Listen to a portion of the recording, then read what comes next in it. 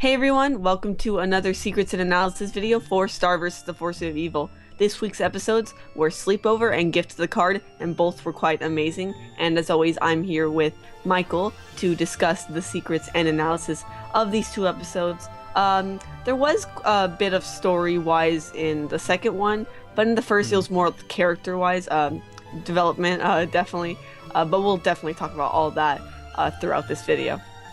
Definitely, yeah. These two episodes, I was just telling Haley that kind of reignited my excitement for the show, because this entire season it's been okay to it's been decent to mediocre as far as just story stuff, but these two episodes definitely got me more excited and hyped for the show again.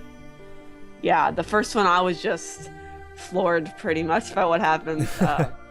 Yeah, if you haven't seen it yet, definitely watch it. I don't know what you're doing before watching this video, but yeah, definitely watch that. Okay, so in this episode, basically there's a sleepover where we have Jana, Jackie, Star, Ponyhead, Starfan13, and Marco. And at first you can see they're all together doing stuff. Star makes brownies, which taste horrible because she's never done that before. And then Marco tries to impress Jackie. And then Ponyhead kind of forces them to play truth or punishment. And, as we see, that doesn't go so well. Yeah, I thought it was kind of interesting. We'll get to this later.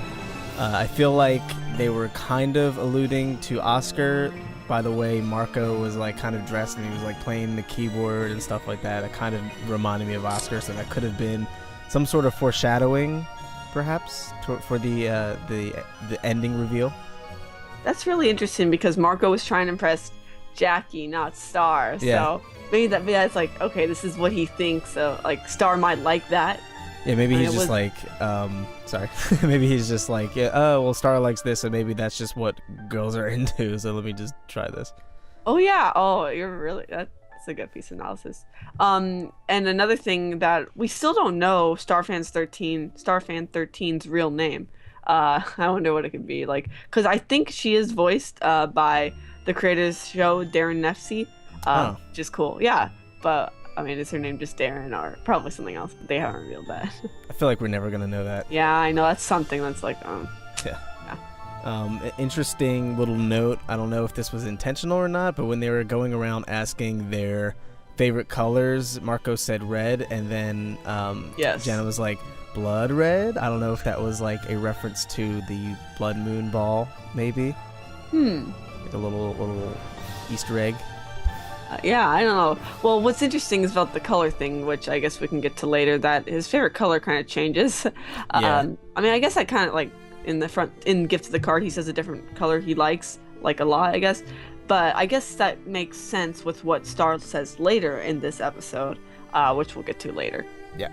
So to start the game, you already mentioned the first question, which was, what's your favorite color? But first, I'd like how they had to pinky swear on, they're playing truth or punishment. So it's just kind of something you'd see for kids. That's totally something that they do. Yeah. I just like those little details. We also learned that Ponyhead's probably a murderer, most likely. She was like, oh, it'll probably be something harder, how many people have you killed? Oh, that's actually easy. That's that's a little tidbit. Is that easy because she's done it or because she hasn't done it? Knowing Ponyhead, it wouldn't surprise me if she has. Right. And also, I mean, Ponyhead, we learned that she doesn't have a stomach. So, I mean, I don't know how. I mean, she's just magic, I guess. Literally, because you can reach your hand inside of her neck, kind of right. Star's done it before. So, yeah, I have no idea how that works. But, magic, pretty much. Yeah, I think she can taste it, but it just dissolves or whatever. Mm-hmm. So the second question was if they had if they like Star's brownies, and of course they also lie about that. The first one Jana lied about. Her favorite color was actually pink instead of black, I think she said. Yeah. And then in the second one, pretty much everybody except Marco and Star lie about liking Star's brownies, which they didn't. Yeah, so that's, of course, Starfan13 was the last one to say something that she lied, because as we learn later, kind of the last question is who they have a crush on, which is the big moment in the episode. Mm-hmm.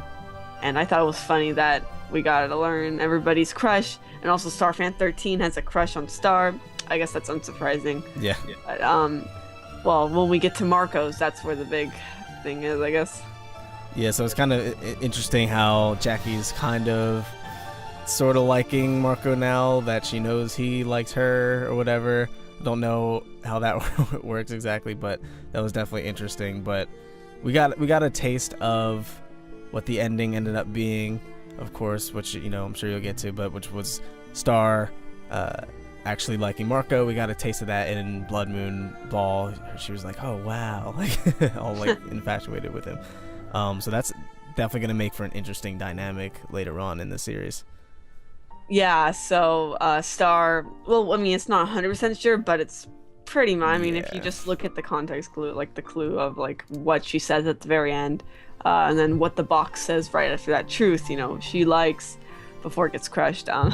Yeah, there's like so now like people are saying the ship is, Starco is 50% canon, with Star liking Marco. It's just, the other way around. It's not, it's Marco's kind of more for Jackie now that she actually knows about that he likes her, and now she's kind of maybe gonna start liking him. So we don't know how that's gonna play out with all the characters, but it's definitely gonna be exciting, I think.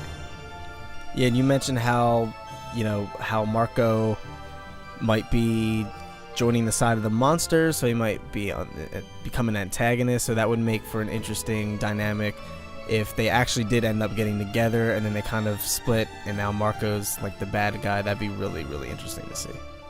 Definitely. So I think that's pretty much it for that episode. It was an amazing episode, one of my favorite of the season, if not the whole series so far. So moving on to Gift of the Card, which was another great episode, and this one was a little bit more like lore focused, or I guess story focused on what we had seen from last season. Not character wise, but like antagonist wise, because we see Miss Heinous again, and she hires this lizard, this like frilled lizard named Rastakor to basically kill Star and capture Marco. She has like some beef on Marco for, I guess, escaping from St. Olga's last season, and I guess she wants him more than Star for whatever he did.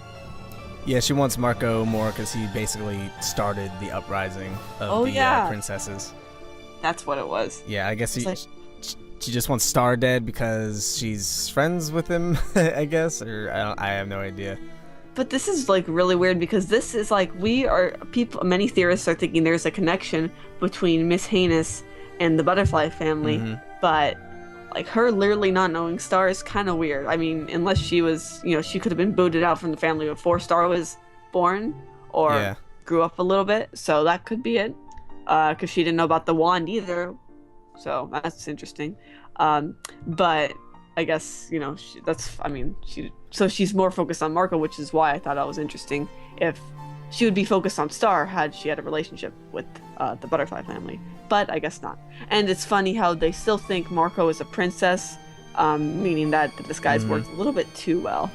Yeah, it's interesting. Like, I don't know if, because it's implied that has some sort of connection to the Butterfly family, so I don't know, like, maybe she, with the brainwashing and stuff, maybe she kind of like loses some of her memory and like it starts coming back to her, and that's when the little cheek marks start reappearing, and then she's like, oh no, I can't have this happen. So maybe that's why she's not after the wand specifically.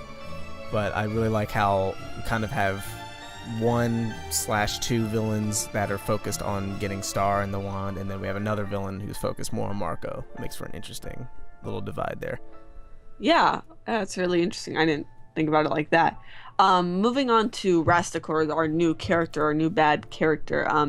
He's really cool. So he looks kind of like Toffee, I guess. I mean, he is a frilled lizard instead of like just like regular lizard like Toffee. But we don't know if he has like the same regeneration powers as him. Probably does, from later in the episode what we see.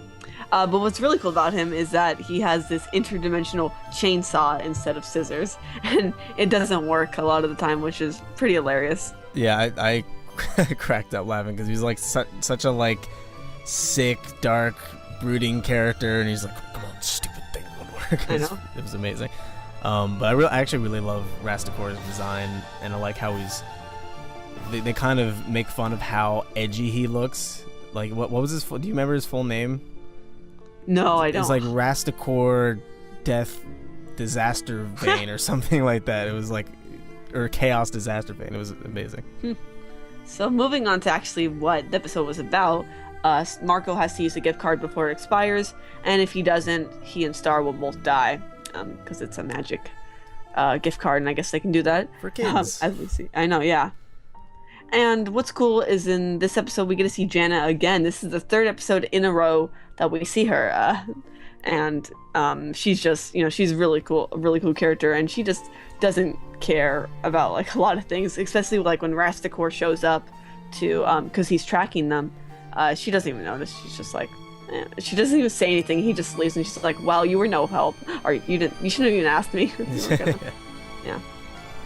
Well, my question, kind of going back to Miss Heinous a little bit, is she? I can't remember. Was she at the school? St. Olga's? Yeah. Yeah. So like, how is it still a party school if she's still there? If she has, like, she's still at the school. No. She's at this new apartment place. Okay, that's what I thought. It was like called. It had like a really funny name. I was gonna mention it, but I was like, it's not really important. It has like, I don't know, cheap apartments or dump apartments. I don't know. Yeah, we'll have it there's on like the screen. death right there. I noticed that there was like graffiti on the wall. It was like death. So, okay. Yeah. Okay, that makes more sense. So yeah, I guess so someone else is running the school, basically. She's pretty much out of money now. Yeah. So one thing that was interesting to notice is that both Toffee and Rasticor both use technology, like technological advanced items. Just like the trackers I'm talking about, because in Independence Day we see that Toffee also had a tracker kind of like that. So I'm wondering if this is just like because they're like maybe possibly related because they're both lizards, or if this, I don't know, it's just a coincidence. But it's interesting to see that he does have a couple of similarities to Toffee, besides just looks, I guess. Yeah, maybe they're that type of monster. There's like, we'll get more about their specific race and stuff in the future. So back to Quest Spy, which is where Marco and Star are at. We see that the gift card kind of has a mind of its own, and Marco has to get something he really wants, or he can't buy it. Yeah. And it's funny that the customer service workers are sloths, and they are no help, as you would expect from a sloth, I guess. Yeah, I wonder if that's like a reference to Zootopia, where they already What's interesting, because it was, they made this joke maybe before Zootopia came, like a year ago in Quest Spy. So I don't know. It might have been, it feels like around the same time, because Zootopia came out last year. Oh yeah, true. So I have no idea. Yeah.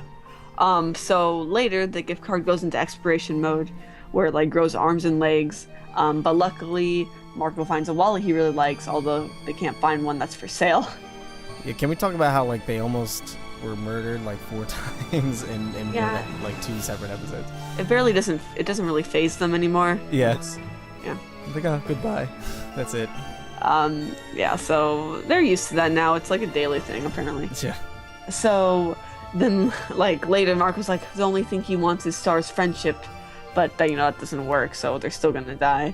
I actually had that thought, like, during the episode. Like, oh, you just want Star. But I'm like, they're not gonna do that. And I liked how they didn't. They said friendship. They made a joke, yeah. It's friendship. But right when the gift card's gonna kill them, Rasticor falls onto the gift card, but then the gift card pretty much kills him. Well, except for one of his hands, which is the other connection to Toffee. Mm-hmm. So does he have regeneration powers like Toffee? Seems like a pretty similar circumstance, except it's just Toffee's finger that was missing instead of a hand. So we don't know. He's probably going to come back. Both of them are probably going to come back in some form. Yeah, I feel like Rascor's almost definitely going to come back, because like he was going throughout the whole episode and he just vaporized like immediately. I was like, whoa, really? Yeah. And his hand is there and he's on the tracker and stuff, which is again kind of alluding to Toffee. So I feel like it's almost definite that he's going to return at some point. Yeah, I totally agree. So luckily they find a wallet that's for sale, and Marco says, like I mentioned earlier, that his favorite color is like plum or something, or like a blue, or he likes both of those. And in the previous episode he said his favorite color was red. But I guess Star said, things aren't black and white, so they can constantly change, which I guess makes sense. Although Marco seemed pretty certain of his answer last time. Yeah. So, I don't know. Yeah, especially with his personality, doesn't really strike me as the type that would change his favorite color in that short of a time span. You're right. And I feel like most people usually have just one solid favorite color. So I don't know. That may have just been an error, or maybe like you said, it was alluding more to what Star was saying towards the end of the previous episode. Mm-hmm.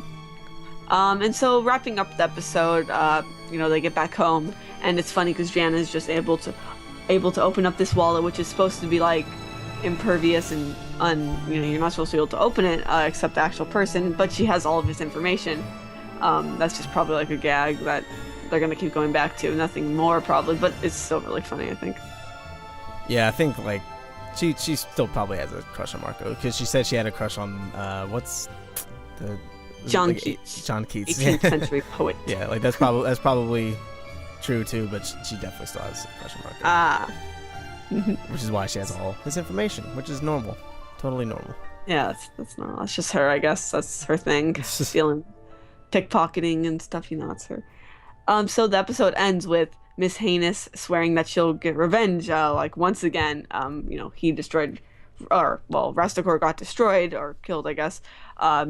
And all they have left of his hand. So we'll see where that goes. Not much really happened for Miss Haynes. I guess she's not really one to get her hands dirty. Mm-hmm. So that's probably why they didn't have any interaction directly, but hopefully eventually that happens.